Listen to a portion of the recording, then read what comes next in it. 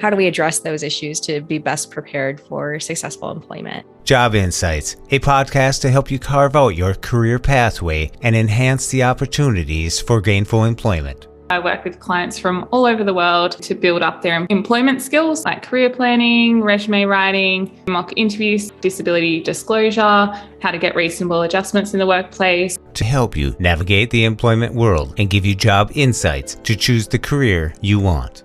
Check out the mission statement, go onto their website and look at the press releases and information about it, because this is information that you might gather that might be one of those good questions that help build a rapport with the interviewer. And you can find the Job Insights podcast on blindabilities.com, part of the Blind Abilities Network. If your goal is to get into a company and move up, dress a step ahead of what you are actually interviewing for. Let them know you're serious. Learn about resources for training, education, and employment opportunities. Throw you off as well, too. So you have your phone sitting there next to you and it might be on silent or might be on vibrate, but you can feel that vibration and that you know that you just got a text. Now please welcome Serena Gilbert, Sarlie Drakos, and special host Dacia Vanalstine. We hope you enjoy. So what is your biggest strength? What is your biggest weakness? Where do you see yourself in 5 years? Those are questions that you can prepare for beforehand. You just have them ready to go.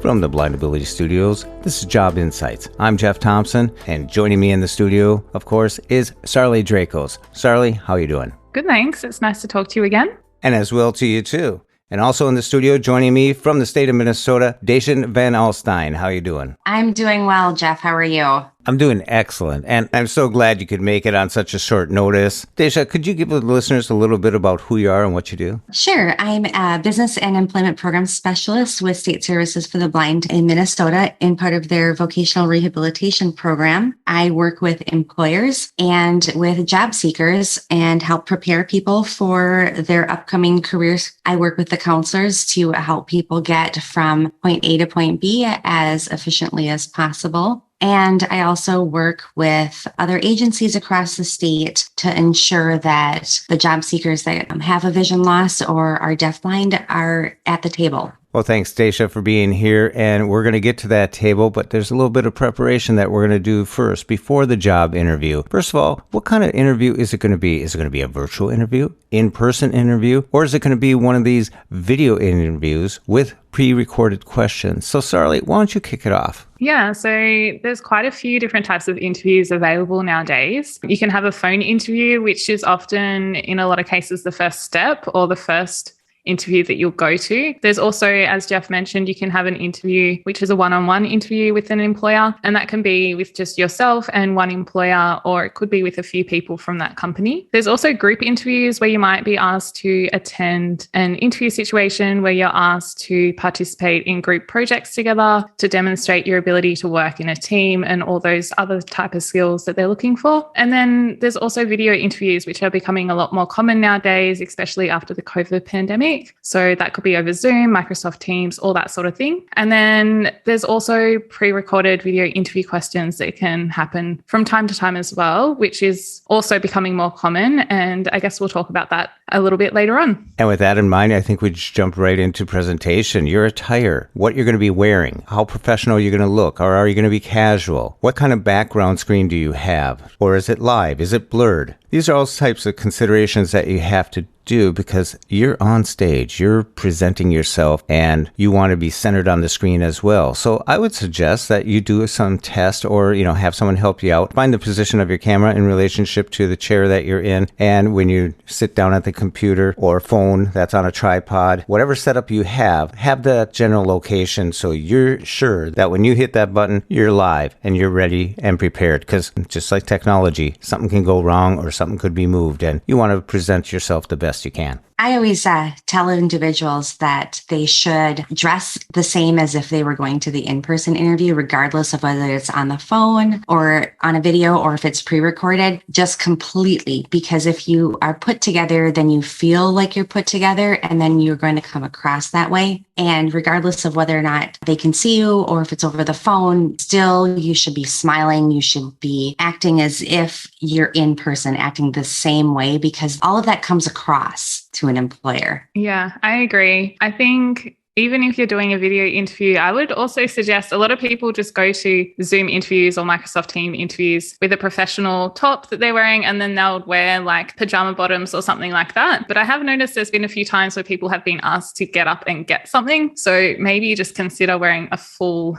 outfit. So a top and professional bottoms or skirt or whatever is appropriate or whatever you feel comfortable in. And yeah, smiling is a good point. That can really change your tone of voice. And that becomes really important when you're doing a phone interview as well, because they can't see you. So little changes in your tone can have a big impact about the impression that people get from you as well. So if you can't see what you look like, I would suggest getting either a friend or a family member to have a look at your wardrobe and the way that you're presented, like your hair and everything beforehand. Or you can also do like a video call with someone as well if you don't have someone that can be physically there to see what you look like before you go to an actual interview in person or something like that as well. And when it comes to dressing, dress for the job that you want, not necessarily for the job that you're going to be interviewing for. If your goal is to get into a company and move up, dress a step ahead of what you are actually interviewing for. Let them know you're serious, that you want this position, that you're coming there to succeed. And in this day and age with trying to hold on to employees and not wanting that turnover, they want employees that appear like they're going to stay, that they are invested in this company. So dress for the position you want, not necessarily for the position that you're applying for. Yeah, and in presenting yourself, dressing for the occasion, dress professionally. And if you're going to do a mock interview, that's a good time to test it out. Test out your location on the screen. Test out what you're wearing and get some feedback on that. And also remember, look at the job description over and over. Know that inside and out. And study those key words so you really understand what they're looking for. So you're well prepared. And being well prepared is taking a test run to the job interview site. So you want to do that on the weekday and during the same time frame that you'll be traveling there, whether it be a bus or someone driving you. Is there construction?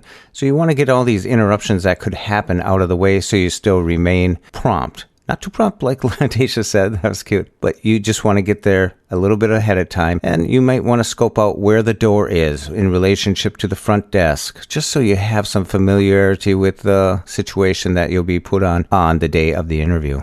Yeah, I think preparation is key, especially because job interviews can be quite a nerve-wracking experience. And I think we mentioned on a previous podcast episode, it's nerve-wracking anyway. So to avoid that stress of trying to find how to get there on the actual day and just running late or anything like that because you haven't planned out how much time it takes or you're not really sure how to get to the actual building, just avoiding any of that stress can make a really big difference on the day because you want to try and be as relaxed as possible so you can really give a really good impression. And obviously you don't want to be running late for your interview because that doesn't create a very good impression either. So yeah, just doing your preparation can make a really big difference, and preparing for the questions beforehand, as you alluded to, Jeff, as well, can make the whole interview process a lot easier. Like you said, looking at the job description is a little bit of a guide map about what you're going to be asked on the day. So if they say that they want someone who's a team player, then you know that you're going to probably be asked a question about when have you demonstrated the ability to work well in a team or something similar in your interview. So definitely look through your job description or the job ad a few days beforehand and start preparing answers to questions, which we can go in as well. I know one of the things that a lot of individuals get caught up on are some of those questions that have to do with, like you had said, work as a team, but also ones that have to do with conflict. I know a lot of the job seekers that I work with get a lot of questions. You know, can you tell me about a time you had a conflict with a supervisor and how did you handle it? Can you tell me about a time you had a conflict with a coworker and how did you handle it? And so having some of those kind of in your back pocket, just ready to go, having those scenarios and making sure that you hit all the points. So when you're asked situational questions, make sure that you think about these ahead of time so you can say, okay, so this is what happened, this is what I did, and this was the result. So it's always good to have those ahead of time. And if you do run into a situation where you have a really good example, but the result maybe isn't the best, I mean, you don't want to use something that's going to make you look bad. But if you have a result that's not perfect, you can always say, you know, this is the result and this is what I learned about this situation and what I would do different next time. You know, so really having those conflict questions ready to go, it's going to alleviate a lot of stress too, because you're not going to have to stop and go, oh my gosh, I don't know what to say. You're not going to get stuck. You'll have those ready to go. Yeah. A lot of questions repeat. So it doesn't really matter what industry you're applying for or what type of job. Chances are you're going to be asked a lot of the same questions. So things like, please tell me a bit about yourself. As you mentioned before, the conflict resolution one is a really common one. People often ask for you to show that you have customer service skills. There's a lot of different questions that you can be asked that just get asked over and over again. So what is your biggest strength? What is your biggest weakness? Where do you see yourself in 5 years? Those are questions that you can prepare for beforehand, and you just have them ready to go whenever you have a job interview coming up. And I think one of the big things that people forget is when an employer invites you for an interview, it doesn't matter if it's a phone interview, a virtual interview, recorded, in person, it doesn't matter what kind of interview it is. If an employer has requested you in for an interview, they've already decided on paper that you're qualified for that position. So now it's your opportunity to show them how you're qualified and that you fit in. So now this is your chance to sell yourself. And so with that, tell me a little bit about yourself. Really, that's your time to go in and make it all about your skills and abilities. What do you have to bring to this position and to this company? Sell yourself, because at the end of the day, you're the only person that can sell yourself in that interview. The employer is not going to sell you for you. If you don't know why they should hire you, how are they supposed to know? So it's your job to really sell yourself. Show them that you are the best candidate. You have the skills and abilities that's already been proven because they want you in for that interview. They're not going to call you in just to waste your time and their time. You're already qualified. So show them how. Sell yourself. Go in there, and with some of these things, having these ready ahead of time and doing that test run and making sure that you're dressed appropriately, all that stuff, you'll have confidence and you'll be relaxed. And so go in there and sell yourself. I think confidence is one of the biggest components of a job interview. Instead of just thinking about all the little points that you have, juggling them around and hopefully you throw the right one at them, it's more of a comprehensive overview of how you're going to present yourself. You're comfortable in the situation of having these questions asked. So a mock interview is something great to go through, and having someone that you don't know conduct a mock interview would probably be a lot better, so you don't fall into some tendencies that you might have with someone that you do know. And they might catch you off guard. So that's a little bit about the preparation that can help with a mock interview. And I know Sarlie and Dacia, you do this a lot more than I do, so I'm going to hand it off to you two. I just wanted to quickly mention before you talk about mock interviews, your point about confidence is really important, because employers can tell if you feel confident and you show that in your answers, then they're going to want to hire you. They're not going to want to hire someone who's not sure if they can do the job or not. So that really does come through quite strongly. So that's why you should always prepare before an interview, because then you will be more confident and employers will be able to see that in your answers and the way that you present yourself. But yeah, mock interviews, I love mock interviews. It's my favorite thing to do with clients. It's really helpful because a lot of the time, interview situations, it's quite awkward. It's not something that we do on a regular basis. It's quite a one-sided conversation a lot of the times. I mean, if you have a good interviewer, then it won't feel so one-sided. But a lot of the times you might be going to an interview and you're just asked a lot of questions about yourself that you don't really think about or you don't really talk about on a daily basis. So doing a mock interview can really help with that feeling of confidence and helping you to feel a lot more prepared. And you can really start to workshop answers together. Once you realize what questions you're struggling with a bit more, you can start working on those questions a little bit and get other people's feedback, because sometimes they might realize things that you're not aware of yourself. So that can be really important. So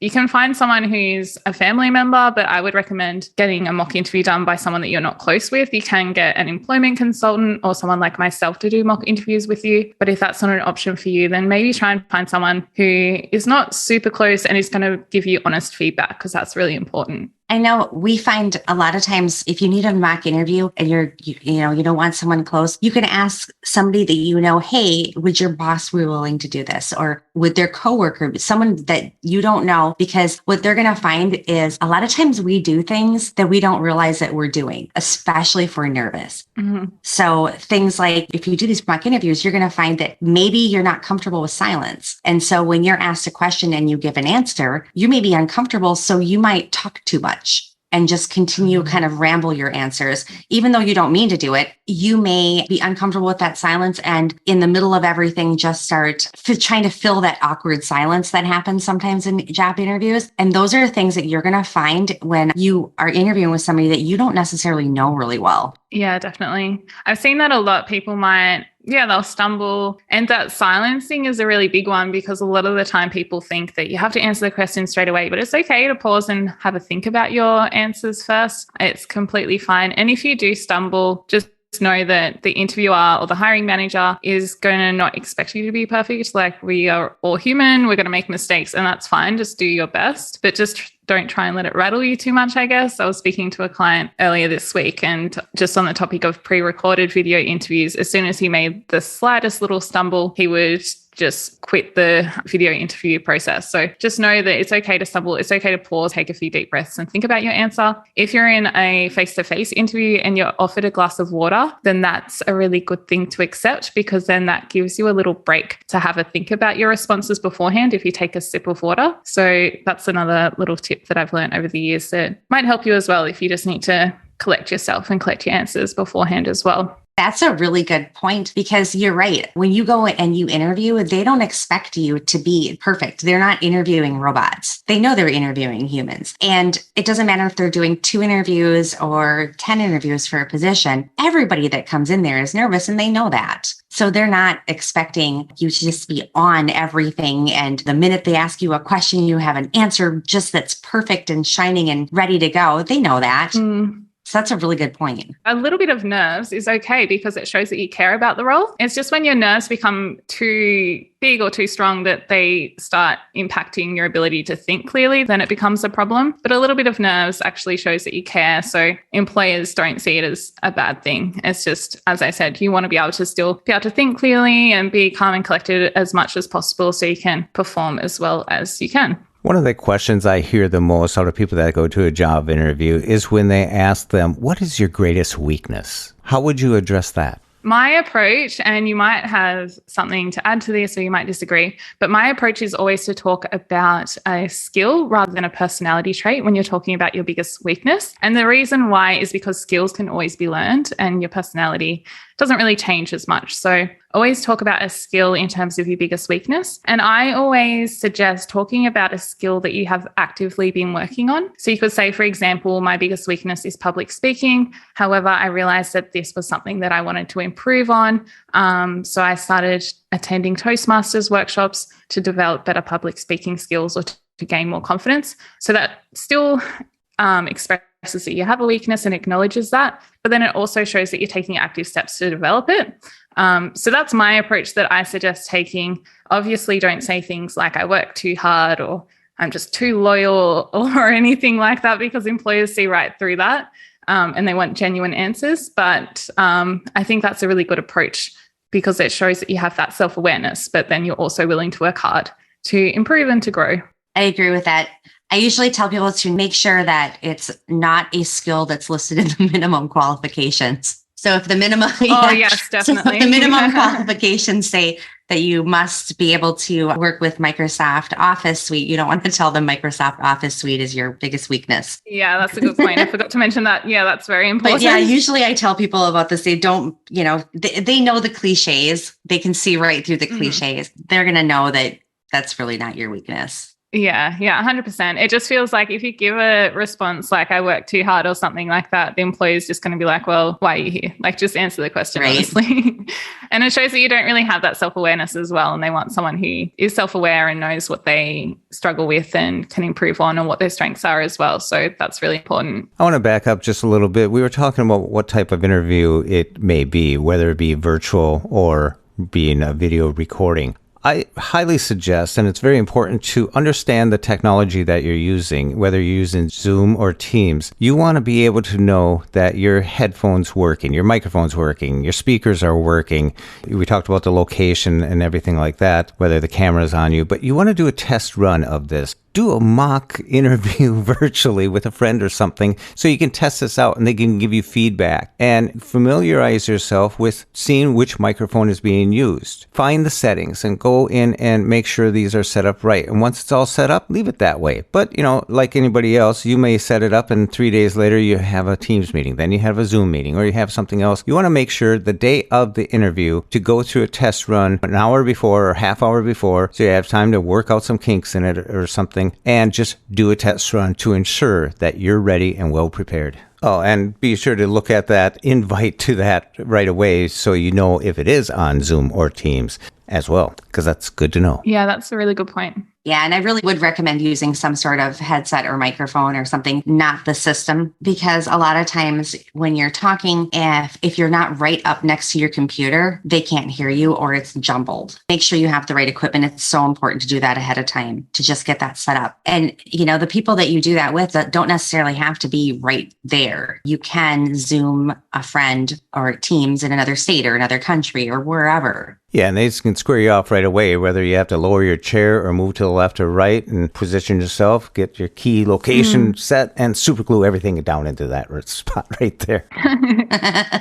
No, but as I mentioned before, having the confidence is very important, and going through that mock setup like at 9 a.m. if your interview's at 10 a.m. with a friend will relieve you of the worry of everything is going to work, so you can just slide right into that interview and lessen the nerves, as you mentioned, Sarlie, that come with the job interview process in itself. So having the relief of knowing that everything's working is one more piece to help you with the confidence. Yeah, definitely. I think one of those things that people will think about is going to an interview early if it's a face-to-face interview, but I think it's also good if you're having a virtual interview to try and log in a little bit early. So as Jeff mentioned, it's good to test it beforehand, the morning of or the day of. But even if you just try and log on to whatever the meeting is being hosted on, whether it's Zoom or Google or whatever it is, just try and log on a little bit early, because I've had so many experiences where I've had an important business meeting and I use Zoom or other software every single day. And then the day of the meeting, just, I don't know what happened, but all the technology just doesn't want to work. So even if you're very comfortable with using it and you're like, no, I know how to use it, still try and log on a bit early so you can troubleshoot any problems that might happen, because it still does happen, even if you're quite confident with using that software. Technology can be great, but it can also be finicky and it can just stir you up at the last minute. It's also good anyways to log on a couple minutes early, just because you never know if their clocks are the same as yours. And so you don't want to appear late, even if you're not. Yeah, that's a good point. I never really thought about that before, but that's a really good point. I mean, the worst that's going to happen if you try to log in a few minutes early, it's going to tell you that the host hasn't started the meeting yet and will log you in when they sign on. So it's not going to be really bad if you get in early. Yeah, definitely. It's just a good feeling, you're all set up, your environment is set up, meaning that your door is shut, your windows are shut, so you don't have some lawnmowers going off and your fans aren't blowing. It's a good feeling to sit there and, you're 3 minutes early and you're just patiently waiting to start the interview. That's a relief knowing that you're not late. Yeah, you have everything ready to go. You can even go over your questions again and your responses, or go through the job ad just beforehand if you have a few minutes just to sit and wait, or just do something that helps you feel more calm and collected. So I know before a job interview, I've spoken to a lot of clients about doing things like listening to music, or this will be, maybe like half an hour before, maybe not as you're sitting waiting on the meeting for the people to rock up, but maybe listen to music, or if you feel like you need to get rid of some nervous energy, you can, go for a little walk, or just do anything that you feel helps you calm your nerves and gets you into a really good space beforehand is a really good thing to do as well. And make sure to use the bathroom. Yeah. Yeah. You want to use the restroom plenty of time before your interview, just in case. Good point. And I highly suggest that you learn how your do not disturb works. Make sure you have do not disturb on. Make sure your phone is out of reach, out of sight. It can be distracting, and make sure you're on mute, all those little precautionary things, because I've been in situations where I can hear system sounds come through from people because their email's coming through. I shut off my email. Once I'm in that job interview, if you get there a little early, go over, make sure you close down your other programs so they're not running, they're not attracting any attention, bills, whistles, and buzzes and stuff like that. So putting your phone out of reach is a good thing, because I don't like anything near me. I will fidget, and I just like to clean up my area so I can fully concentrate on the job interview. It could throw you off as well, too. So you have your phone sitting there next to you, and it might be on silent or might be on vibrate, but you can feel that vibration, and that you know that you just got a text, or you know that you just got an email, you know that you just got a phone call, and you don't want to be tempted to look at that. Really, you're not going to be in the interview that long. So any of that stuff can wait. So it shouldn't be anywhere near you to distract you, especially, you could be answering questions and you're doing really good. And then the next thing you know, you get a text message coming through, you get a text message running through, and then you lose your train of thought. Yeah. Be prepared. Any distraction, especially for me, I know I will fidget. I will do all that stuff. So be prepared so you can listen and give your utmost attention to the job interview that's happening. One thing which hasn't really been mentioned yet is, I think we kind of alluded to, if you're in a job interview, then the employer or the hiring manager or recruiter, whoever's doing the process, already thinks that you're qualified and have the skills for the job. But one thing that I wanted to mention just on top of that is, because they're going to be interviewing a lot of people with similar skills and experience, that's when it can become really important to try and build that rapport with the interviewer, because they obviously want to work with someone who they like and get along well with. So building rapport can be really important, and you can do that the formal interview starts. Often when you log in, they might ask, how was your day? So if you can try and make a little bit of small talk before they jump into the questions, that can be really good. Also, the question, can you please tell me a bit about yourself, which is quite common. That's a really good time, as mentioned earlier, to really showcase your skills and how amazing you are. But then you can also, at the very end of that answer, I always suggest talking a little bit about your interests and that sort of thing, or your hobbies, because that could also help build a connection with you and the interviewer. I've had a lot of times where I've mentioned, where I grew up, or I mentioned very briefly an interest or a hobby that I have. And then the employer has asked me more questions about it, or they've had similar interests. So it can really help build that connection, which can be really important as well. And those connections are what they're going to remember. When you go and you interview a bunch of people, and when I've interviewed people for positions, when it comes to their actual answers, I have to go back to my notes with every single person. It's those type of interactions that I remember. Those are the things that stick out. You remember how you feel when you're around someone. So if you can, have a really good conversation with someone and it flows, and, you're just talking, even if it's not work related before your interview starts, if the person who is doing the interview asks you questions about your personal life, what you're interested in, what you got up to on the weekend, then really lean into that, because then that can help them really remember you and build that kind of fun energy between the two of you. That's a really good point. Mm-hmm. I'm glad you brought that up. Yeah, this may be an interview for you. You're scoping out a company, but remember, you are scoping out this company too. So you're interviewing this company as well. Take note of how you receive their information, what they're about, and make sure this is what you really want for fit. So you're actually interviewing the company as well. So just don't go in it like it's a one-way street. You're actually checking out this company that you may be committing to for years to come. Yeah, that's a really good point.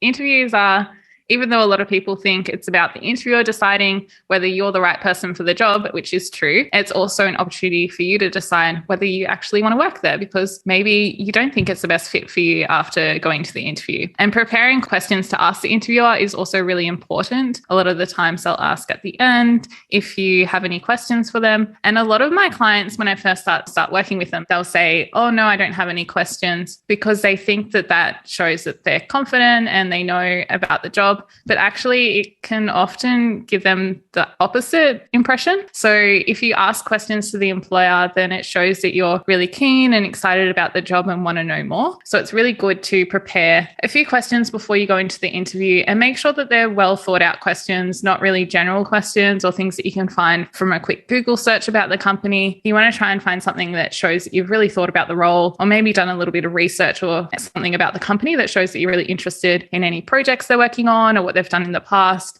Anything that shows that you have that extra knowledge and interest in the company. I usually tell people to have like 4 questions-ish, because inevitably the employer is going to answer a couple of those during the interview, but you never want to ask more than like 2 or 3 at the very most, to have more than that ready, just in case they do answer your questions during the interview. Sarlie, you mentioned something really important here, research. Check out the mission statement. Go onto their website and look at the press releases and information about it, because this is information that you might gather that might be one of those good questions that help build a rapport with the interviewer. Yeah, definitely. It can leave a really good impression with the interviewer. So looking at, as you mentioned, articles like news stories, or even if you go onto LinkedIn and look at their LinkedIn page, you can see things that they're posting about. So they might have had events happen recently, or they might have been working working on a fundraising project, or they might have hired a new board member or something. So that can help you to find things to ask them about as well. And just the more you know about the company, the better chance you're going to have, because they're probably going to ask you, what do you know about our company as well? But that will come through even if they don't ask that question. Just your knowledge of the company and what they do can really help you during the interview process. I definitely agree with that. Yeah, this is preparation for the job interview. And once you're in the job interview, there's a few more things and then the follow-up for the job interview. So there's a lot more that we can dive into, and we probably will do that on the next episode of Job Insights. So Dacia, Vanalstine, thank you so much for joining us. Thanks for having me. And Sarlie Drakos, thank you as well. Thank you. Until next time. And for more podcasts with the Blindness Perspective, check us out on the web at www.blindabilities.com, on Twitter at blindabilities, and download the free Blind Abilities app from the App Store and Google Play Store. That's 2 words, Blind Abilities. And if you want to leave some feedback, give us some suggestions, give us a call at 612-367-6093. We'd love to hear from you. A big shout out to Chichow for his beautiful music. You can follow Chichow on Twitter at LChichow. And from all of us here at Blind Abilities, through these challenging times, stay well, stay informed, and stay strong. I want to thank you for listening, and until next time, bye-bye.